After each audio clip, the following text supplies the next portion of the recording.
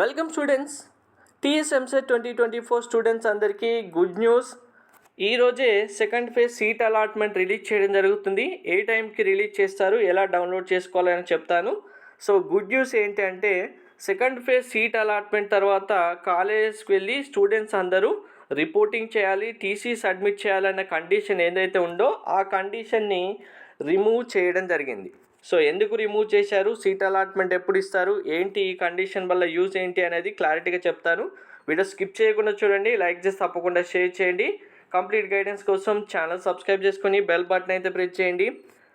BTech seat పొందిన students యాక్చువల్గా notification ఇచ్చిన దాంట్లో ప్రకారం సెకండ్ ఫేజ్ తర్వాత కాలేజీకి వెళ్ళి టీసీ సబ్మిట్ చేయాలి, చేస్తేనే మీకు వచ్చిన సీటు కన్ఫర్మ్ అవుతుంది. కానీ ఇప్పుడు శ్రీదేవసేన గారు, ఎంసెట్ ప్రవేశాల కమిటీ కన్వీనర్ గారు, టీఎస్ఎంసెట్లో సెకండ్ ఫేజ్ తర్వాత సీట్ వచ్చిన స్టూడెంట్స్ ఎవరు కాలేజీకి వెళ్ళి రిపోర్టింగ్ చేయాల్సిన అవసరం లేదు. ప్రతి ఒక్క student final phase counselling complete అయిన తర్వాతే కాలేజీకి వెళ్ళి రిపోర్టింగ్ చేయాలి అని సెకండ్ ఫేజ్లో టీసీ సబ్మిట్ చేయాలనే కండిషన్ని రిమూవ్ చేయడం జరిగింది.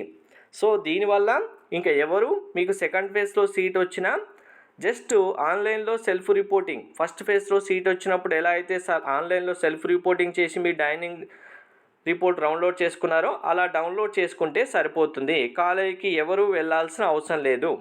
ఫైనల్ ఫేజ్ టోటల్గా కంప్లీట్ అయిన తర్వాతే కాలేజీకి వెళ్ళి రిపోర్టింగ్ చేయాలి. ఇక్కడ ఈ కండిషన్ ఎందుకు రిమూవ్ చేశారంటే క్లియర్గా చూడండి. ఇప్పుడు సెకండ్ ఫేజ్లో సీట్ వచ్చి వెళ్ళి టీసీ సబ్మిట్ చేస్తే మళ్ళీ సర్టిఫికెట్స్ రిటర్న్ కావాలి.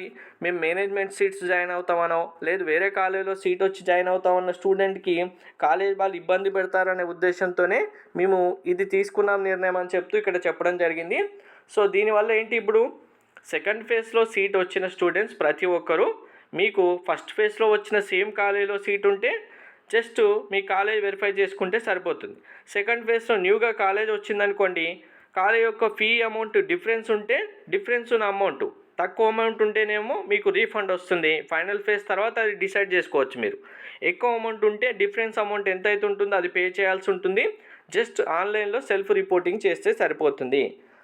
ఇది రియల్గా గుడ్ న్యూస్. హరిగా ఇప్పుడు స్టూడెంట్స్ అందరూ సెకండ్ ఫేజ్లో వెళ్ళి టీసీ సబ్మిట్ చేయాలి, సర్టిఫికేట్ సబ్మిట్ చేయాలి అనకుండా రిలాక్స్గా ఉండొచ్చు. థర్డ్ ఫేజ్ తర్వాత ఫైనల్గా ఏ కాలేజీలో సీట్ వస్తే అక్కడికి వెళ్ళి జాయిన్ అవ్వచ్చు. Thank you.